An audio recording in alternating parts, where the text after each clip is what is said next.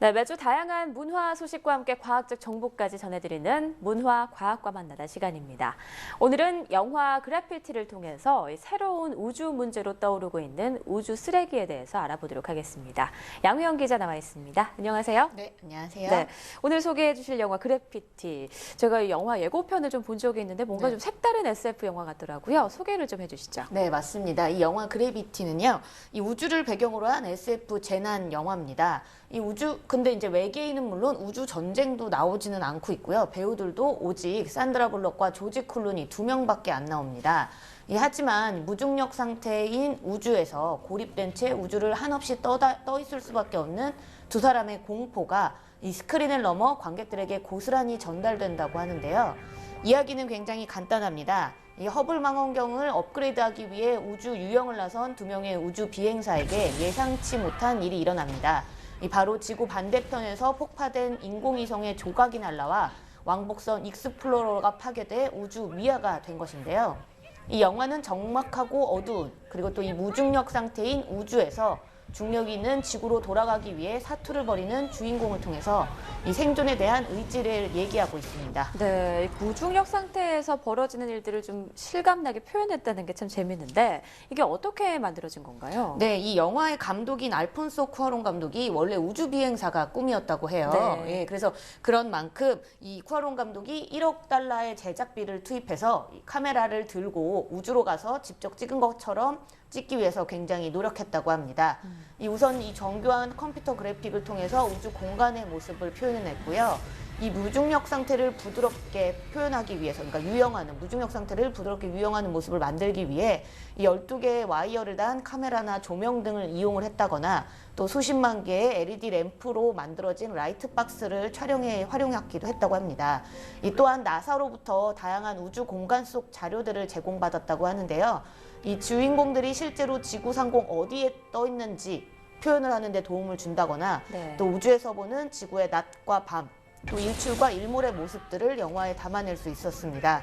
근데 무엇보다 영화 그래비티의 묘미가 바로 첫 장면인데요. 네.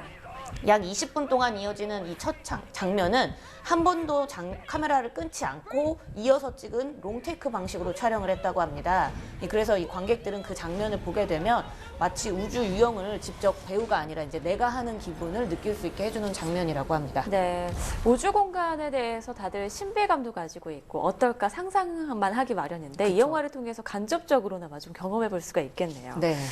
네, 그런데 또 아까 전에 소개해 주신 것처럼 영화 속 사건이 그 파괴된 인공위성으로부터 좀 시작이 되잖아요. 네.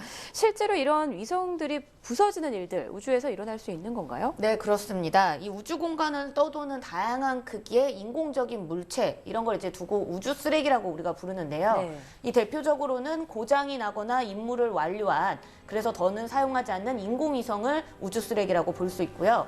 이 작게는 우주 비행사가 수리 중에 놓친 스패너 등의 어떤 도구들도 우주 쓰레기의 일종입니다.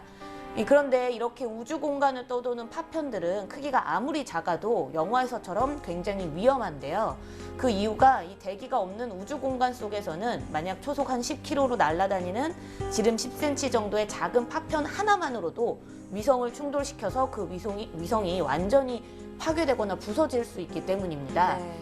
이렇게 이 파편을 맞아서 파괴된 위성에서 또다시 떨어진 위성 파편들이 그 옆에 있는 주변 위성을 또 부딪히고 이런 식으로 하다 보면 위성들이 연쇄작용으로 막 파괴되는 현상이 일어나게 될 수 있거든요. 네. 그렇게 돼서 더 이상 인공위성을 띄울 만한 공간이 없어지는 상황을 두고 이 캐슬러 증후군이라고 부릅니다. 네. 현재 지구 궤도를 떠돌고 있는 이 우주 쓰레기가 약 한 2만 개가 넘는다고 알려져 있는데 이거는 이 광학 카메라나 레이더 등을 통해서 확인할 수 있는 지름 10cm 이상의 파편만 센 것일 뿐이고요.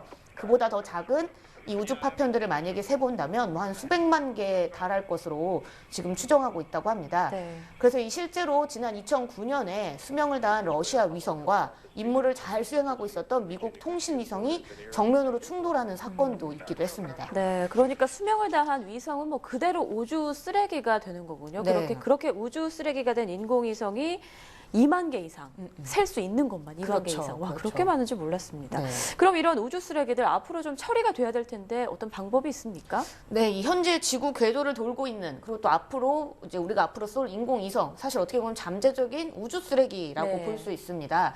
그만큼 전 세계적으로도 우주 쓰레기 처리에 대한 연구를 지금 활발하게 진행하고 있는데요. 이 우주 쓰레기 처리를 위한 첫 번째 결과물이 오는 2014년에 쏘아 올려집니다. 이 바로 스위스 우주센터가 쏠 클린 스페이스 1인데요. 이 청소 위성인 클린 스페이스 1은 수명을 다한 스위스 위성 2개를 낚아채서 다시 대기권으로 끌어내려서 대기권으로 이제 도착하면은 이제 온도가 너무 높아지기 때문에 이제 위성들이 다 불타게 되거든요. 네. 그렇게 해서 우주 쓰레기를 없앨 예정입니다.